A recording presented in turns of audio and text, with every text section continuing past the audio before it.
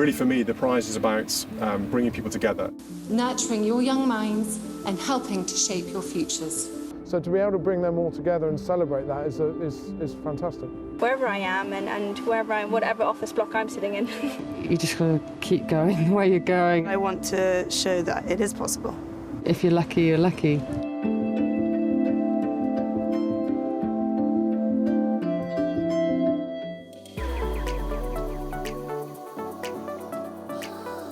With Charles at the helm of the royal family now, he really needs to modernise. So that will be slimming down the number of working royals, but also making sure that the younger members of the family, who are the future, are given the prominence that they deserve.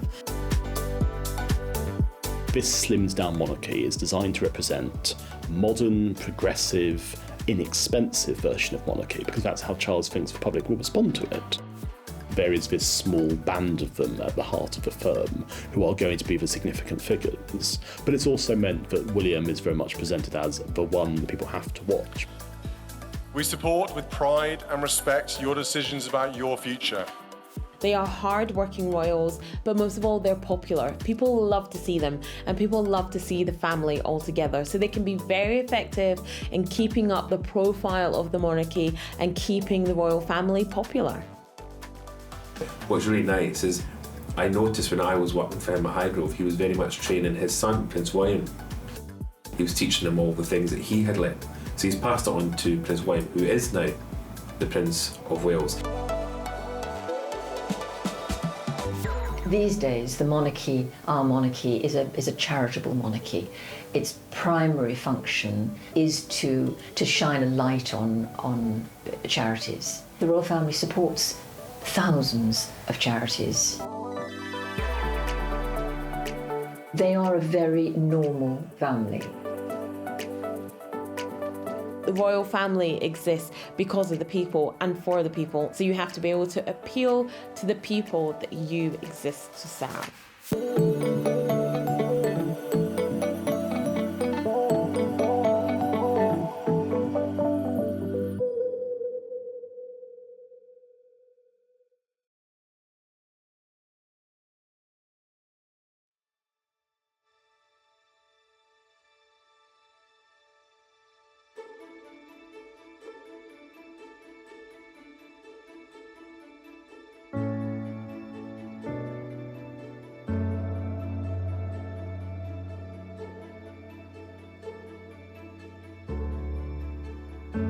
Prince William and Princess Catherine are beloved by millions of people around the world for their devotion to their duty and family. Their romance continues to captivate the world as the royal couple live a life upholding the monarchy and raising the next generation of royals. William and Kate are definitely the most popular royals, whether Charles and Camilla like it or not, and they are also the future of the royal family, which I think definitely adds to their popularity. With Britain entering a new era with a new king on the throne, there's no doubt that William and Kate hold the future of the monarchy in their hands.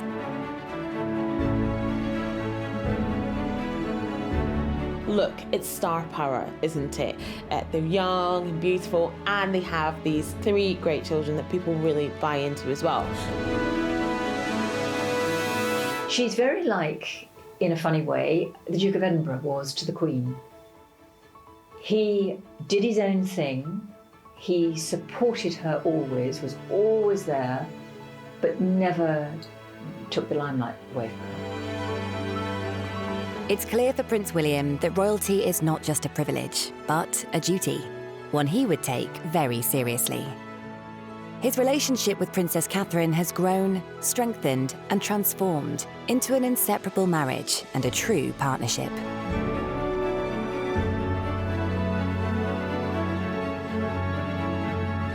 Alongside a busy family life, William and Kate decided to establish their ventures.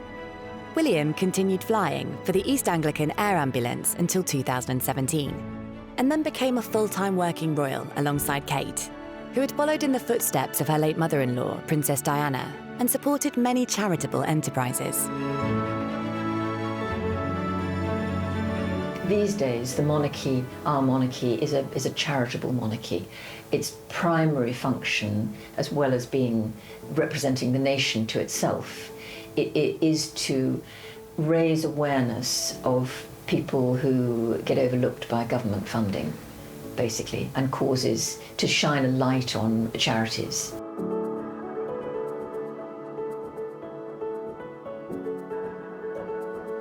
In 2020, the Royal Foundation of the Duke and Duchess of Cambridge announced support for frontline workers in the form of nearly £1.8 million.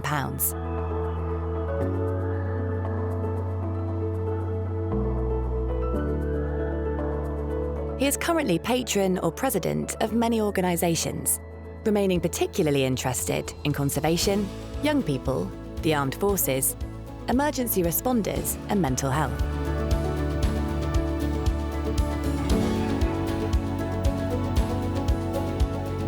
The Duke has made many official visits around the UK, meeting a broad range of people who make a difference in their community.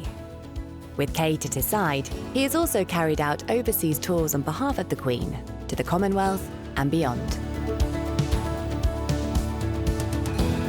Really, his primary focus has been conservation, and particularly the conservation of endangered species. That's one of the most important charities that you see him speaking out on most of the time, saving the elephant, saving the tiger. And he tries to do it in quite an interesting way as well. He's done direct YouTube appeals where he's talking straight down the lens. He makes very passionate speeches in quite difficult circumstances sometimes, in places where it's slightly embarrassing to be speaking so publicly against countries that have not really done very much to save wildlife. That is one of his main concerns. He spent a lot of time in his youth in Africa, and I think it's certainly the role of his father, Prince Charles, in conservation has had a big impact upon him. It's something he's deeply, deeply passionate about.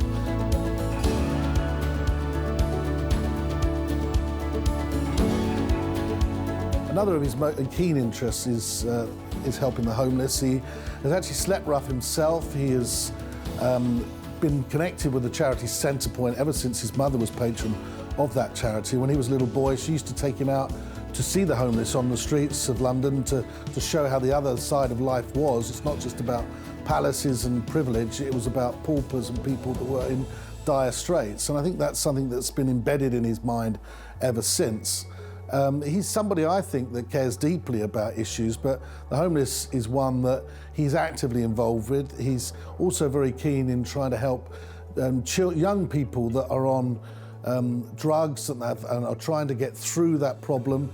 And he does lend a lot of support to that. And in fact, it's my understanding he's not only doing stuff where he helps himself, he actually does put his money where his mouth is, and through his foundation, he has contributed quite a lot of money to assisting people in this regard.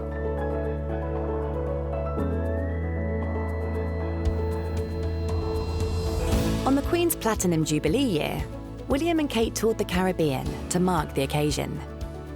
Prince William made an important speech in which he observed the need for change. They joined in at the Jubilee weekend, where William played an important role in trooping the colour. He went on to make a touching speech at the party at the palace. We support with pride and respect your decisions about your future. Relationships evolve, friendship endures. In recent years, Prince William and Kate have taken on an increasing amount of duties. With the loss of Prince Philip and Queen Elizabeth II, and the departure of Prince Harry and Meghan Markle, William and Kate have stepped up to fulfill even more diplomatic and charitable engagements. The public have seemingly welcomed the couple's more central position in the royal family and admired William and Kate's devotion to royal life. Prince William has got such a solid kind of grounding, really, in the eyes of the press. I think the press and the public really admire him. They think he's very grown up. He had to grow up very quickly, particularly after the death of his mother. He's definitely the mature one between him and his brother Prince Harry. And I just think there's a great deal of admiration and respect for him. Yet people feel that there's a connection with him. It's not like he's one of those members of the royal family who seems so distant from the public and so far removed. He genuinely seems like he really cares about the public.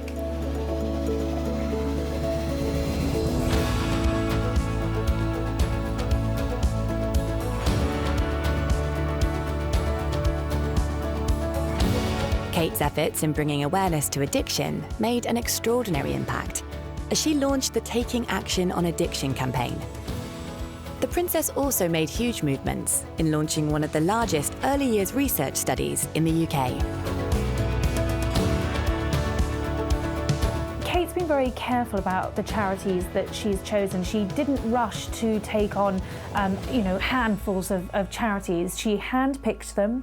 There wasn't a huge number of them, and they were charities that really meant things to her. So anti-bullying charities, addiction charities, the children's hospices, a movement which she's really pioneering. And actually she's been ahead of the curve on most of the choices that she's made. She's put children's hospices on the map, and she's also done a huge amount of good for mental health. It's another cause that she's very much behind. So she will know how important she is as a patron to those charities, to put them in that international spotlight, and she won't want to spend too long away from them.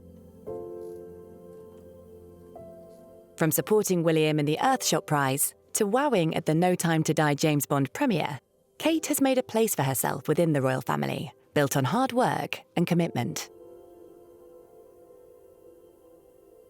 When it comes to fashion, Princess Catherine, the Prince of Wales, is worth about £1 billion to the fashion industry. So that's, whether she wears a pair of earrings, a dress or something, it's more than likely to just sell out hours after she's worn it. But she's also taken inspiration with the Queen, with wearing bold colours to events so that she stands out, the way that she wears her jewellery and her diamonds, often wearing a lot of things that have been passed down to her from the Queen or borrowing from the Queen's collection. But when something is on Catherine, the Princess of Wales, you are far sure that that thing is going to sell out immediately. And she's very, very valuable to the fashion industry. She's a style icon, but I'd say she's quite a reluctant style icon. She's wanting to put her stamp in other areas, her work with hospices, her work with mental health. I think she's wanting to establish a unique identity for herself in the British royal family. She's the future queen, and she's going to be her own type of future queen, supported by William, and really, I think, leading the monarchy forward. Defying the odds set against her, Kate has proven to the world that she could not be more deserving of her position. And it is of worldwide acclaim that her commitment and love to Prince William allows this fairy tale to continue its life.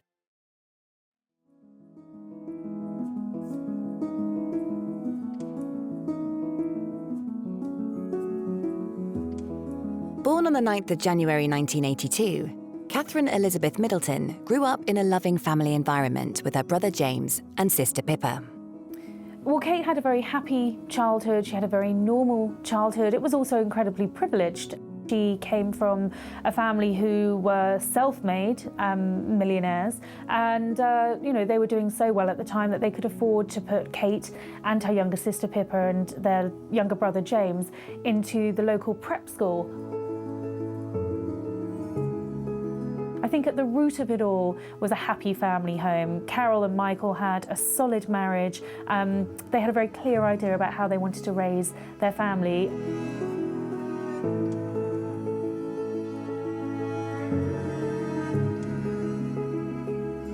While Kate's childhood was proving to be idyllic, Prince William's early years had proven to be anything but. Crowds gathered outside Buckingham Palace throughout the evening. Then at 10:25, their patience was rewarded with the formal notice of the birth. It was signed by Mr. George Pinker, the Queen's gynecologist, and other doctors who attended the princess. William had a fairly traditional aristocratic childhood, in as much as he was taken care of by nannies.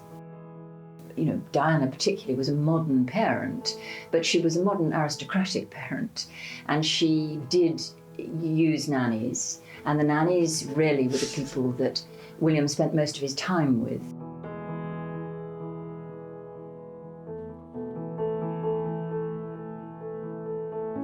Born William Arthur Philip Louis on the 21st of June 1982, young William started his royal career when he was just a few months old. He accompanied his parents Charles and Diana on their tour of Australia and New Zealand in 1983. The skies were clear this morning as the Royal Australian Air Force jet made its approach. Prince and Princess emerged showing no sign of the long flight and obviously well educated in the right sort of clothes to wear in Central Australia. And then the moment more than 100 reporters and cameramen flew from all over the world to see the public debut of 9-month-old Prince William, second in line to the throne.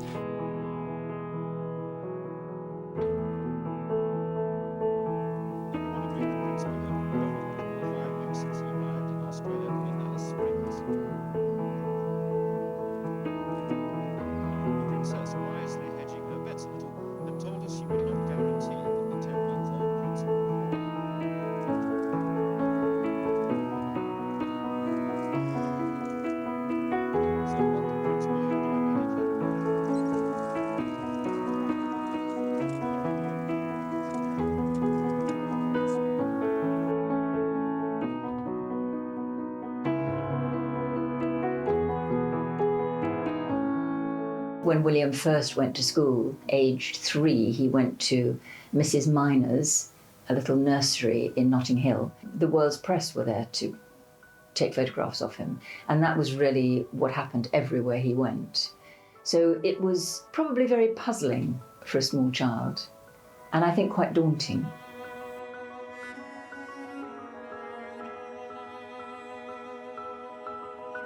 Regardless of their love for their children and family, the rift between Charles and Diana continued to grow. While I'm sure he had affection for her, while I'm sure there was an understanding and I think a trust between the two of them, she was not the great love of his life, Camilla was. And I think that he knew that, Camilla knew that, and Diana knew that. So that was a situation that if he'd been allowed to marry Camilla in the first place, the world would have been a much happier place, but it wasn't to be. Both of them had differing ideas of love and duty, and it was decided that the best way forward would be to separate. Buckingham Palace said the decision was reached amicably and the couple have no plans for divorce. The palace said no third parties are involved.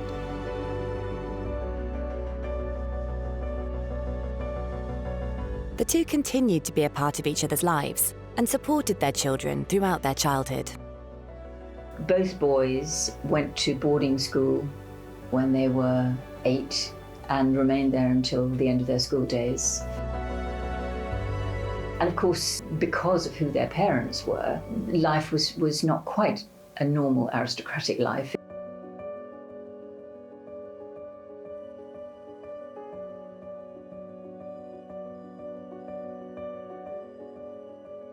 In 1995, Kate enrolled in the Marlborough College in Wiltshire, where she excelled in sports.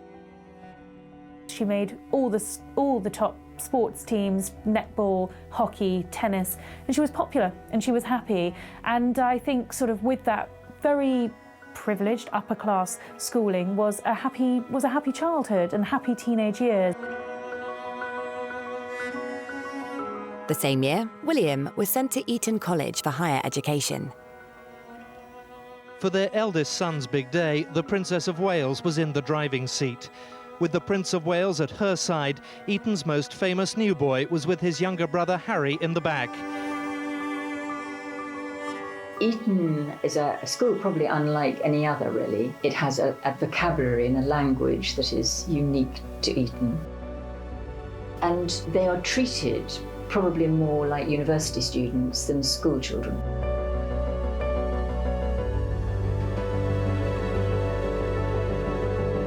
William got on well. There's every sport you can think of. William was very sporty. He rowed, he swam, he did sub-aqua diving, he did water polo, he played rugby, football, the wall game, which is a unique game to Eton. He played the field game, another Etonian game, and he joined the the Cadet Corps and did some soldiering.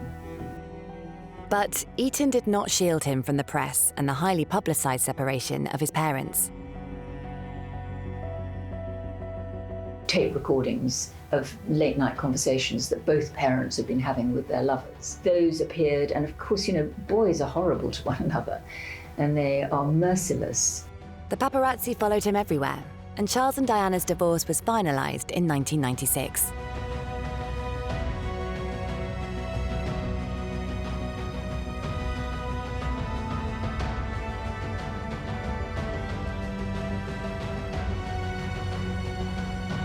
We have reports from Paris that Diana, Princess of Wales, has been killed in a car accident and that her partner, Dodi Fayed, has also been killed. They were apparently being pursued by paparazzi on 2 motorcycles. In 1997, his mother, Princess Diana, died in a car accident in Paris. There was worldwide sympathy for the 2 brothers, as their grief was played out so publicly in the media spotlight.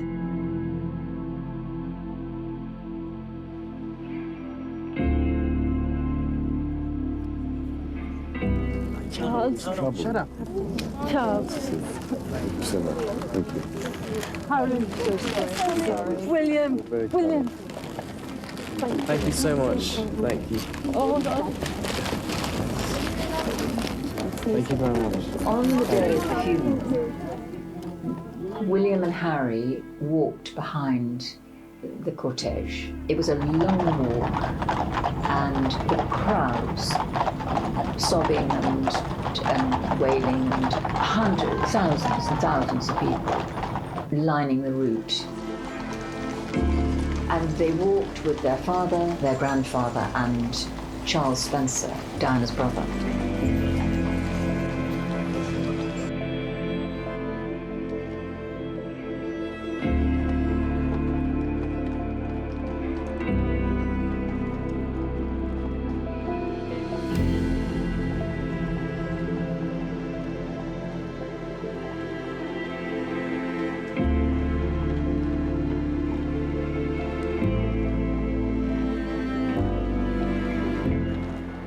She was an exceptional and gifted human being. In good times and bad, she never lost her capacity to smile and laugh, nor to inspire others with her warmth and kindness. I admired and respected her for her energy and commitment to others, and especially for her devotion to her 2 boys. To protect the young princes from the excesses of the press and paparazzi, the royal family came to an agreement with the media that children of the royal family should be free from any intrusion from the press while they were being educated. In exchange for their privacy, the family gave regular updates to the media about their progress. After his mother's death, William threw himself into his school life, where he found like-minded people and paved the way for his future.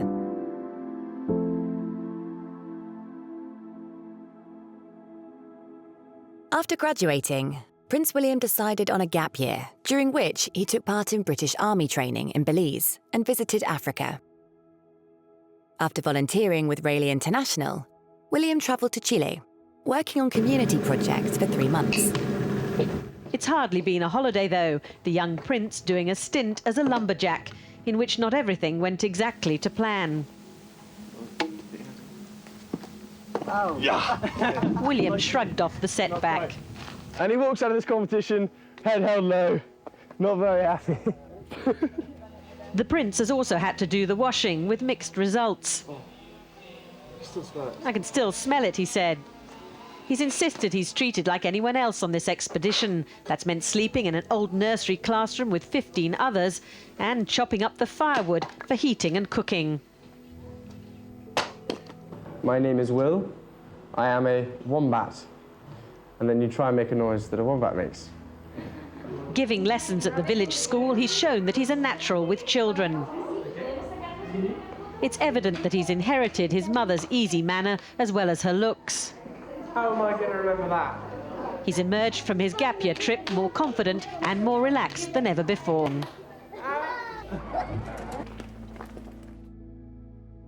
A few weeks later, a young Kate Middleton also travelled to Chile for a similar role and just missed out on meeting the prince.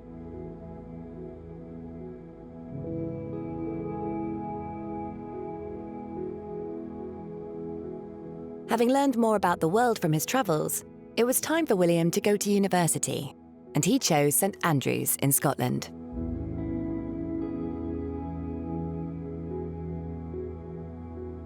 William loved St Andrews. St Andrews is a beautiful place. It's on the east coast of Scotland. It is quite a long way from anywhere. In St Andrews, he was able to be himself. The paparazzi were not around. The people of St Andrews are a very close-knit sort of society, and they welcomed William with open arms, and they were very protective of him.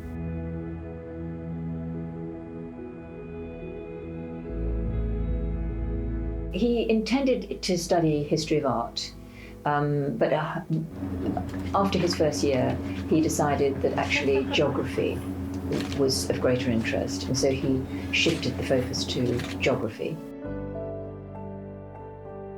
But during the history of art lectures, he bumped into Kate Middleton, who was also studying history of art, also in her first year. And the two of them became friends. And when they moved out of halls of residences in the second year, they shared a flat together with other people. I think the wonderful thing about St Andrews was it was a bubble away from reality. It was a life that Prince William had never been able to enjoy, whether it was going to the local shops, going to a local bar, going for his morning swim. He could get on with his life and his relationship in private, and I think the pair of them absolutely loved those years. They look upon those St Andrews years with great fondness, and they are patrons of St Andrews University because they feel such a strong connection to that place.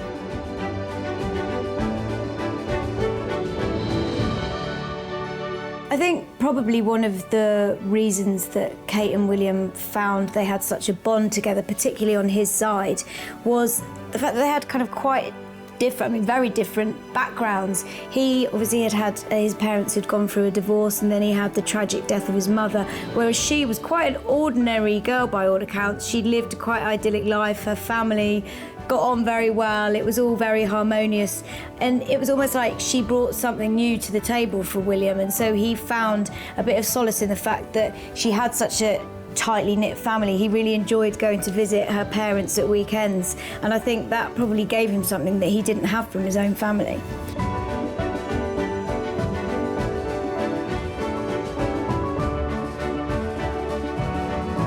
Their relationship became public in 2005 when they were spotted together in Switzerland. Now, of course, the fact that 2 years in a row, suddenly this pretty brunette that we didn't know anything about was being brought on holiday again with Prince Charles and William, that caused massive media attention. There was a frenzy, frankly, and just about every skiing photographer across the Alps rushed to Closters to try and get pictures of Kate. On that holiday, I met up with William and Kate and Harry in a nightclub in Closters quite late at night, but we had a long chat, and William wanted to know, quite bizarrely really, I thought it would be obvious, but he wanted to know why all of a sudden there was just this enormous media storm around his little skiing holiday in the Alps. And of course I found myself in a position where I was having to explain to William, who I'm sure knows better than I did, that we were naturally interested in a girl that frankly can be a future Queen of England. So, Prince William, romance clearly in the air here. Could there be another wedding perhaps on the card sometime soon? No, I don't think so.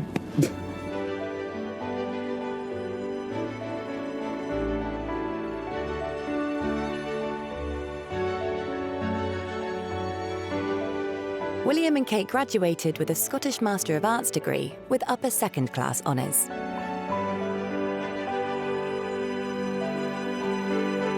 When her parents came to the graduation and the Queen came to the graduation, and it was all very lovely and all very normal.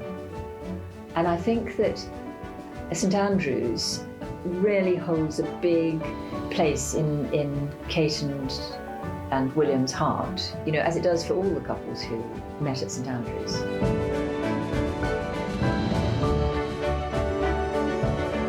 After graduation, William and Kate began to explore their lives outside of the university. Kate joined the Retain Chain Jigsaw, while William joined the armed forces, as have many members of the royal family.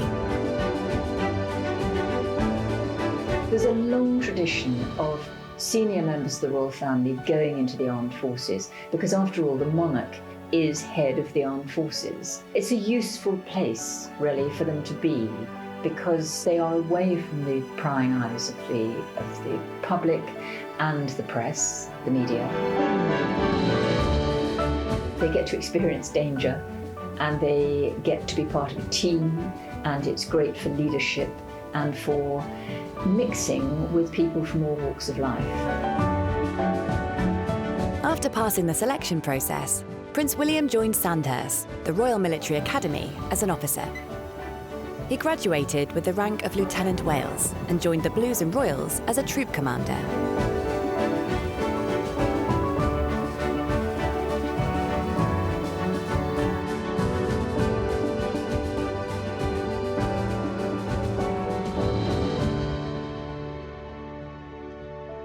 I understand you flew your first solo flight yesterday. I did, yeah. How did it go? Well, I'm still here to tell the tale, and I haven't been built for a plane, so far it looks all right. But it was one of those experiences where I thought, it'll never come around. And I thought, you know, hopefully a bit longer yet, and I'll get back with practice. And the next thing I know, my instructor jumps out and goes, go on, get on with it. And I was left there sort of looking around the room and go, what? So I just did it, and once you get up in the air, it was fine. It wasn't so bad.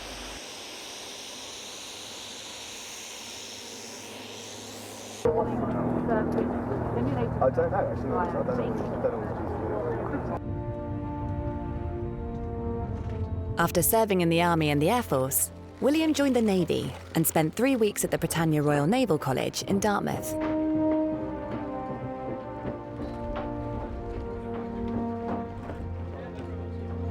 He went out to the Caribbean on a drug leasing vessel.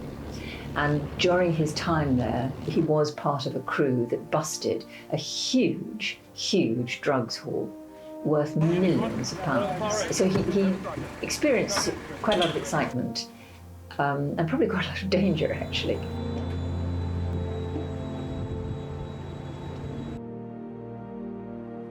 It's reported that William greatly enjoyed his time in the service, but he was called back to the Royal Air Force and promoted to flight lieutenant.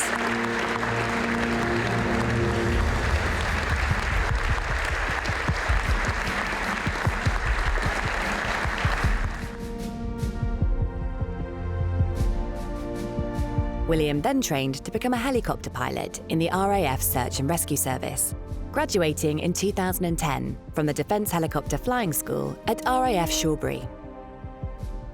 For the next 8 months, the young prince lived in Anglesey, Wales, and trained on the Sea King helicopter as a co-pilot.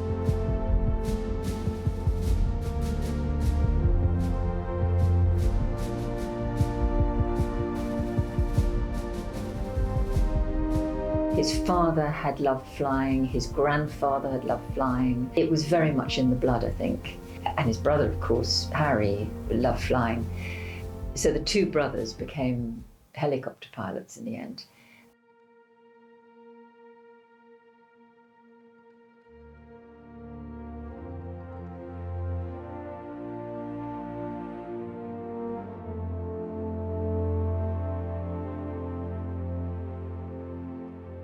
William is a really, really easy man to talk to. He doesn't have airs and graces at all. He's friendly, he's funny, he's, you know, always sort of joking and bantering, particularly with other men and with colleagues. And I think that was how he managed to be accepted so readily by colleagues both in the armed forces and in the air ambulance.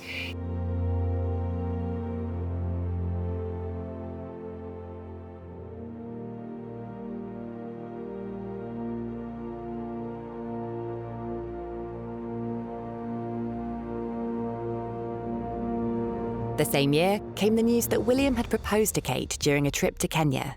William whisked Kate off to his favourite part of the world, Kenya, where he went when he was on a gap year.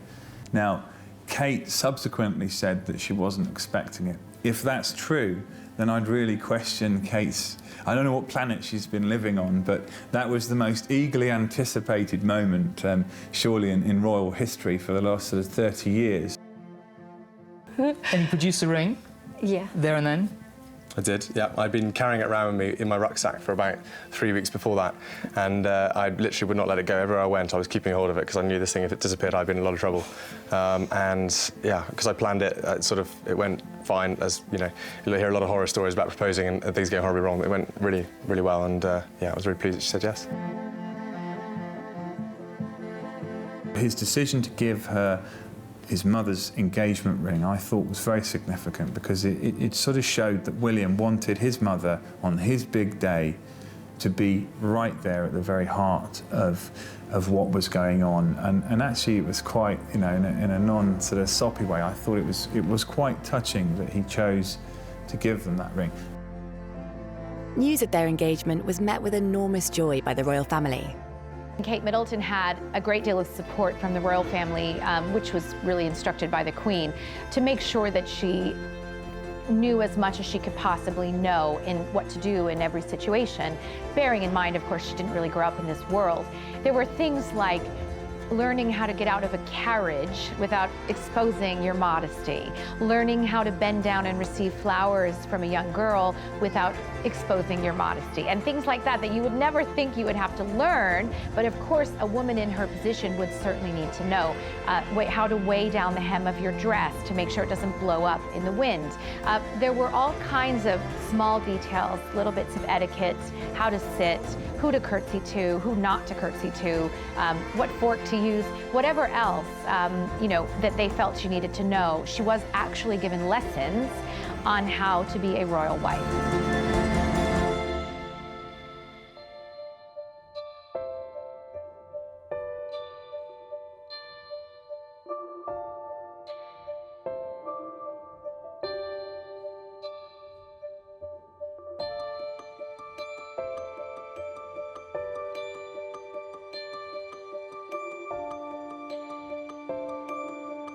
On the 29th of April 2011, Prince William and Kate Middleton married in Westminster Abbey. The occasion called for a big celebration around the world, and crowds gathered from far away to take part in the day. After all, Kate would one day become Queen Consort. It is the sight, after all these months of build-up and speculation, that many have been longing for, and she's taking a moment to give the crowd a wave. A team have said that the dress epitomises timeless British craftsmanship by drawing together talented and skilled workmanship from across the United Kingdom.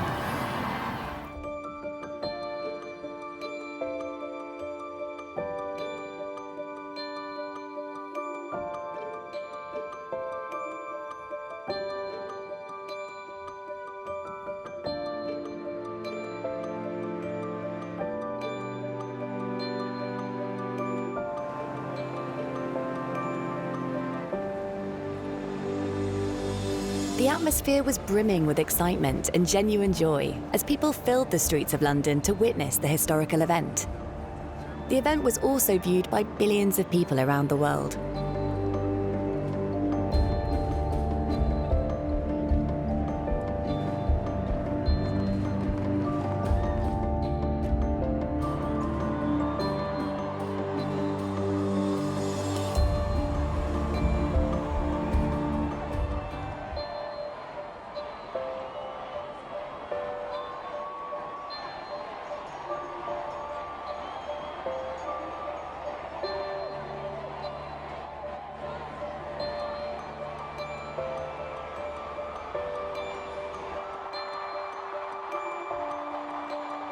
I think fundamentally, the public really liked the fact that Kate came from a normal background. She wasn't an aristocrat. Her parents had started off with actually very little in life and had built up a very successful business. and made a lot of money, and therefore she had been to public school and was well off. But fundamentally, she was a middle-class girl.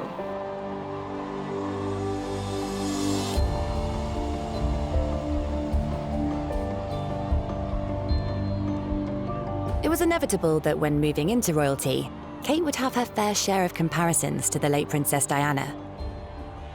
I think William will try and do everything he can to make sure that there are no similarities. I mean, what we saw with Princess Diana when she married Prince Charles, she just suddenly was thrust into the global sort of spotlight, became one of the most recognised people on the planet. Now, I think that probably is a destiny that awaits Kate, but William's very keen that it'll be done on her terms. Fundamentally, William couldn't protect his mother, but he can protect Kate.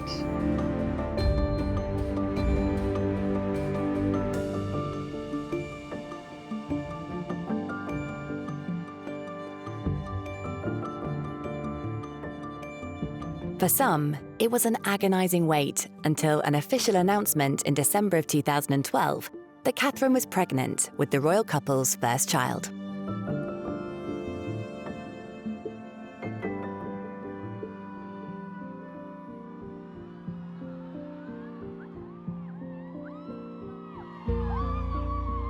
On the 22nd of July 2013, Catherine gave birth to a baby boy. The press camped out around St Mary's Hospital to catch a glimpse of the future king. Finally, young George Alexander Louis was introduced to the world. Well, the birth of Prince George was really like a national celebration. It felt like a national holiday. There was excitement in the air all around the country. It very much reminded me of the feeling of the royal wedding day when William and Kate got married. Everyone was universally happy. Everyone was constantly checking the news feeds on their phone and on the television in order to see, waiting for William and Kate to come out from the hospital for the first time, holding the new baby prince. I have several friends actually with news organizations who were standing outside the hospital that day, waiting hours after hour for William and Kate to come out. And actually, they came out quite a bit later than expected because typical William and Kate's strategy fashion, they were greeting and thanking every single member of staff at the hospital personally for the very smooth birth. They wanted to make sure they thanked everyone from the cleaner to the midwife to the surgeon to say thank you very much. So they did actually take a long time to emerge. When they did, Kate was roundly praised in the press for her choice of dress. You know, a lot of women when they first have a baby are very self-conscious about the fact that they oftentimes still look pregnant. They still have a very swollen stomach. Kate was not at all ashamed of this. In fact, wore a dress which highlighted the fact that she still had a very rounded tummy. And a lot of women praised her for this, said that it made a difference because it kind of just emphasized the fact that women don't need to be ashamed of their bodies when they've had a baby. And it was really a lovely thing that she did. She came out, she was absolutely beautiful and radiant. I'm sure she had some help with makeup and hair. In fact, we saw some of her stylists coming into the hospital before she emerged. So we know that she had a little help, but she did look fantastic and they looked absolutely in love. Very emotional. Yeah, it's very emotional. It's such a special time. I think any parent, I think, will probably sort of know what this feeling feels like. So it's very special.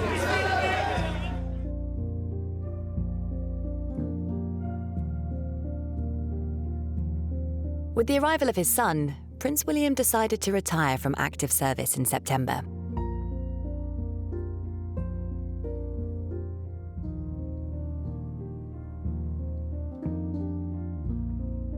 In 2015, the royal couple welcomed their second child, Princess Charlotte.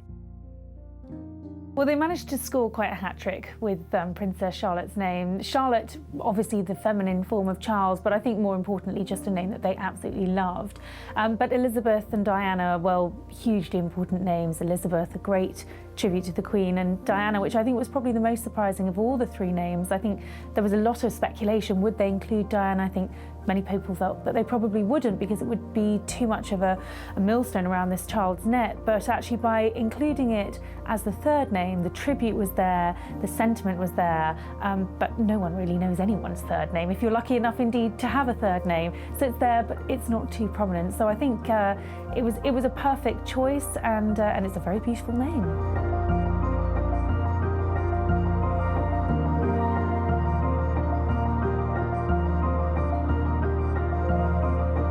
The birth of the princess was a cause for national celebration, a little sister for Prince George, the daughter Prince William had always wanted, and the granddaughter Prince Charles had always hoped for.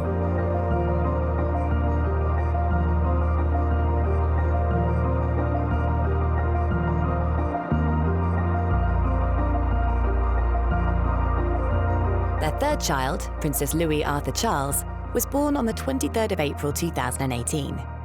He remains fifth in the line of succession after his sister, Princess Charlotte.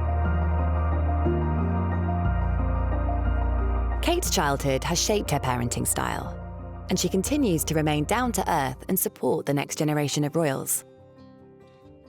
Kate has definitely styled herself as a more strict parent out of the two of them. She doesn't like screen time. She wants her children to be doing more active things, whether that's arts and crafts, whether that's sports. We know that Charlotte loves to play tennis. George is really good at rugby, and Louis loves that as well. So she's all about them being really active, being very outdoorsy. She likes to do the school run. She likes to be the one that goes shopping for school supplies and uniform, socks and underwear and all those other things that normal mums do. You know, she wants to be the one to do it. She wants to be the one that's very hands-on with her children, and she wants to make sure that she's really rooted in whatever they're doing, whatever's happening at school, whatever sports they're involved in, clubs, extracurricular activities. She really wants to be across that because she wants to be a hands-on parent. She had that from her parents. She's seen the damage that happens when you don't have that from parents, so she wants to make sure that she is there for her three children.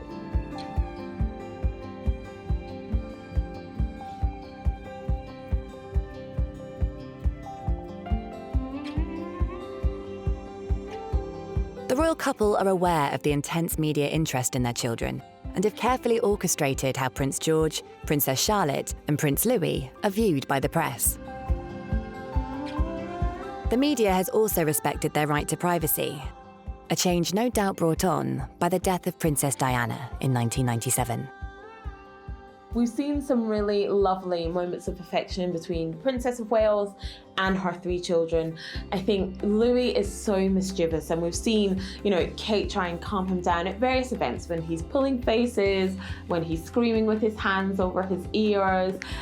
We've seen a really lovely picture actually of the five of them walking up to school on their first day, where they're all holding hands as well. At the big help out, which was the day after the coronation, we had the three children and mum and dad went to help out with the scouts. You had Louis operating a digger, and there was some really lovely moments with Kate, you know, directing the children what to do, telling them to run back and forth. Charlotte was digging and everything as well. So there was some really, really lovely and really hands-on moments between Catherine and between the three kids. And you get to see them as well on those lovely slick videos on their social media channels, where you really get to see the five of them just, you know, be a family. And people really, really buy into that. They really appreciate the kind of lifting the curtain a bit and getting to see behind the scenes what the five of them are like.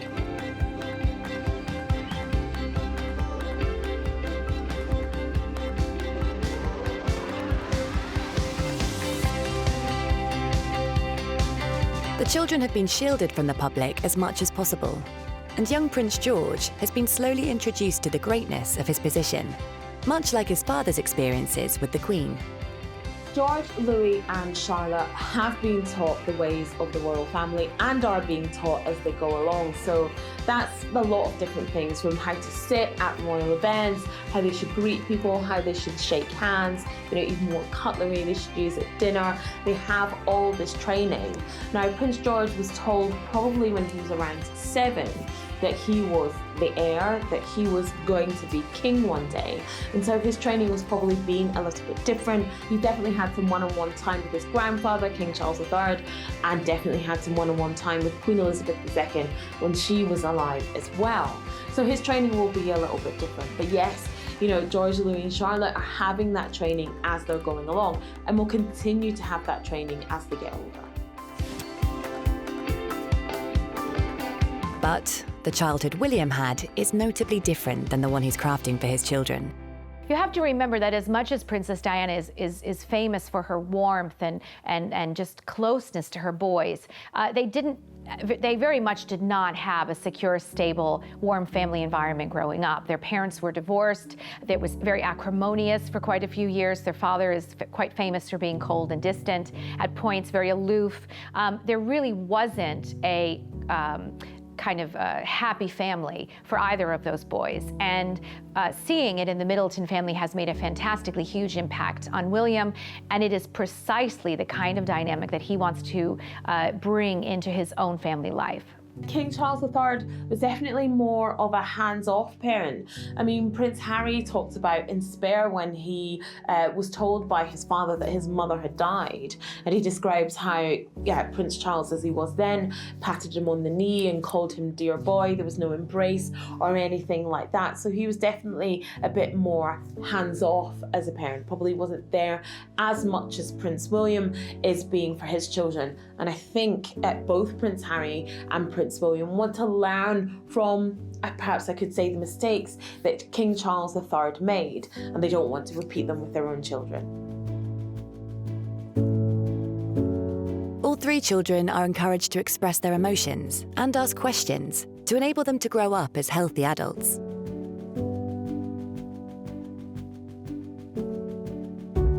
The chat sofa is something that Kate and William have developed, and basically it's an opportunity to have a bit of a quiet moment with their children if there's something they need to talk to them about, whether that's school, whether that's behaviour, whatever it is. They have a sofa where they can have a one-on-one, have a conversation, maybe lay down some ground rules or sort out an issue, and that's something that really works for the family.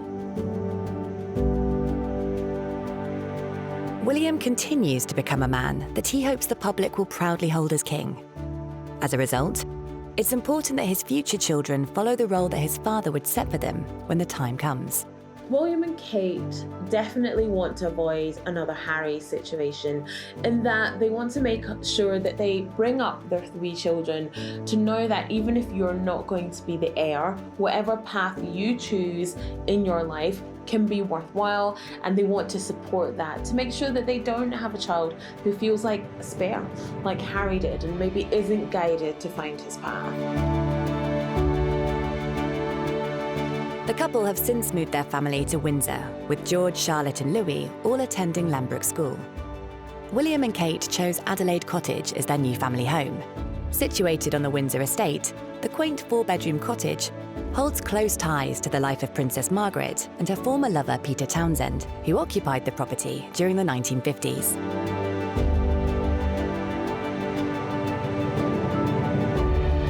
They have a lot of privilege. They have a wonderful house in Kensington Palace that was renovated to the cost of multi-millions to the taxpayer. You've got a country home, Anmore Hall, on the Queen's Sandringham estate in the east of England. So they live a privileged lifestyle, but they don't overdo it. They don't rub it in everyone's noses that they're hugely wealthy.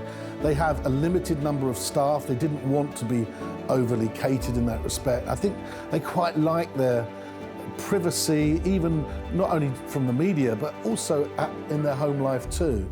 And so that, yes, they have a nanny, but they cook their own meals. Kate goes out and buys her own shopping when she can. She's often been seen at Waitrose, which of course have almost got a royal appointment because this supermarket is always got a royal there. So I think they try to live a normal life as possible, but it is a little difficult to do that.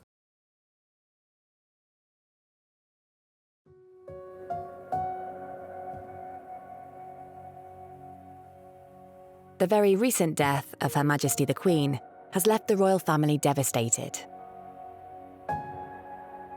But the monarchy continued in the face of grief, and Prince William and Kate, alongside other senior royals, quickly returned to their duties and responsibilities after a period of mourning.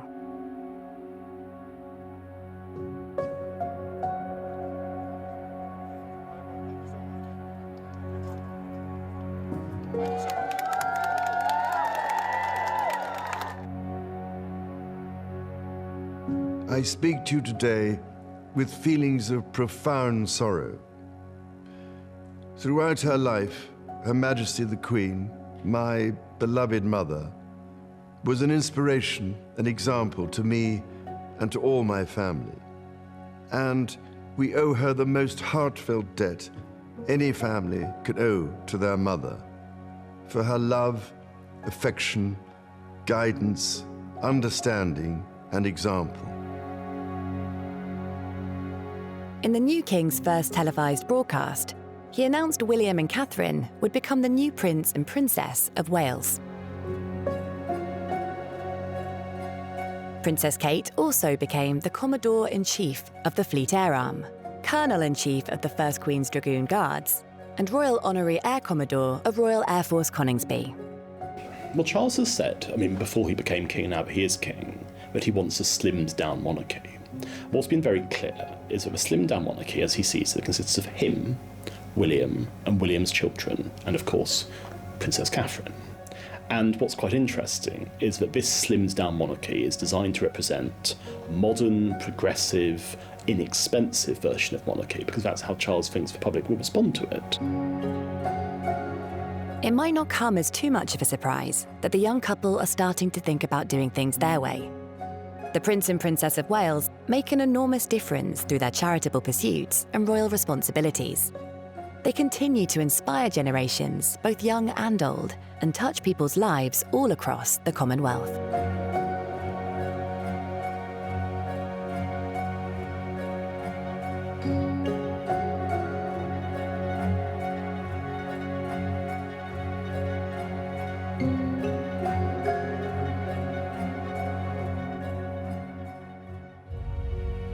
Prince William has also reportedly been vocal about wanting his coronation to be different to his father's, insisting it was time for the monarchy to do away with some of the traditions that seem out of place for modern society.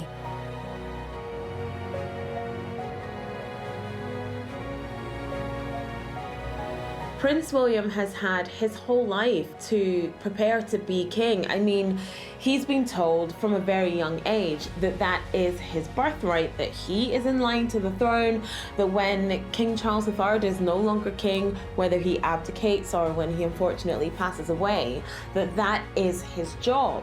So he's been prepared for a long time, and I think as he gets older, he's in his 40s now, I think he's probably more prepared than he will ever be. So I think he will be a king who knows how society works from grassroots. I think his role model is the Queen, not actually his parents. I think he felt that his parents blurred the distinction between the public and the private. The Queen has managed to keep her privacy and her personal life much more to herself, and I think William will try and do the same. He recognises there's a value in and a necessity for his own sanity to hold back some of the violence. They've been very hands-on parents, and I think they'll be very hands-on in their role as King Queen. I think they have a big job on their hands to modernise the monarchy, but I think they will certainly make that a priority.